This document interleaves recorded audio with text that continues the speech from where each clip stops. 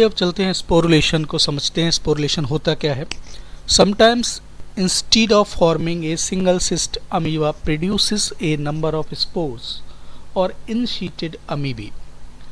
कभी कभी अमीबा जो होता है वो सिंगल सिस्ट ना बना करके एक produces A number of spores, बहुत सारे स्पोर्स प्रोड्यूस करता है, जैसे हम इनसीटेड अमीबी बोलते हैं उन स्पोर्स को, और इसी घटना को हम स्पोरुलेशन कह देते हैं।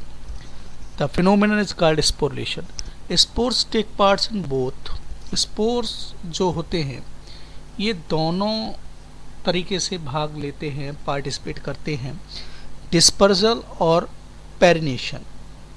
यानी कि इनका डिस्पर्जल होता है, पेरिनेशन होता है, passing through unfavourable period. Unfavourable period में ये पास कर दिए जाते हैं, जब तक अनफेवरेबल पीरियड रहता है ये पड़े रहते हैं। उसके बाद जैसे ही फेवरेबल पीरियड आता है, under favourable conditions each spore gives rise to a small amoeba, और प्रत्येक स्पोर्स एक स्मॉल अमीबा बना लेता है।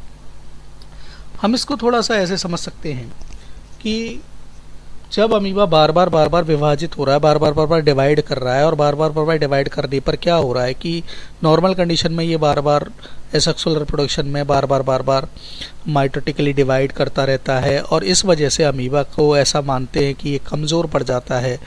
बहुत सारे बाइनरी फिशन होते रहते हैं, उसकी वजह से ये कमज़ोर पड़ जाता है, और अनफेवरेबल कंडीशन होती हैं तब भी ये स्पोरुलेशन कर सकता है।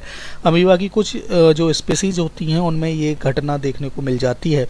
इसमें जो न्यूक्लियर मेम्ब्रेन होती है वो रप्चर हो जाती है, टूट जाती है, और टूट के उसके अंदर जो क्रोमेटिन के पार्टिकल्स होते हैं साइटोप्लाज्म में फ्री हो जाते हैं, और साइटोप्लाज्म में फ्री होकर के दो या तीन के ग्रुप्स में बिखर जाते हैं।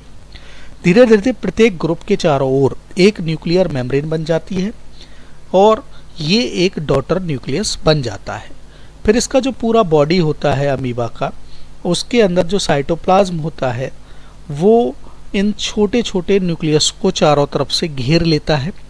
इस तरह से एक पेरेंट अमीबा में लगभग 200 के आसपास छोटी छोटी डॉटर अमीबी बन जाती हैं, और प्रत्येक डॉटर अमीबी जो हैं उनके साइटोप्लाज्म के जो लेयर उनके चारों तरफ क्रिएट हो गई है वो काफ़ी हार्ड हो जाती है, और इसको हम स्पोर मेम्ब्रेन बोल देते हैं। अब ये इसी तरह से पड़े रहते हैं। इस प्रकार ये जो डॉटर अमीबी हैं ये स्पोर्स कहलाने लग जाते हैं और इसी तरह से पड़े रहते हैं। तो इस तरह से पेरेंट का तो पूरा जो बॉडी है वो ख़त्म हो जाती है इस तरह से, और ये स्पोर्स की फॉर्म में अलग अलग बिखर जाते हैं।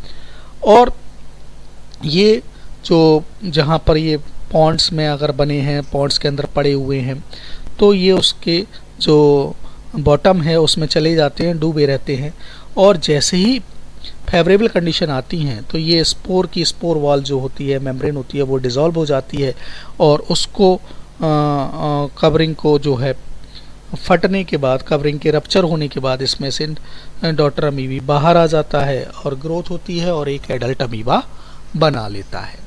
इस तरह से ये स्पोरुलेशन हमारा फिनिश होता है।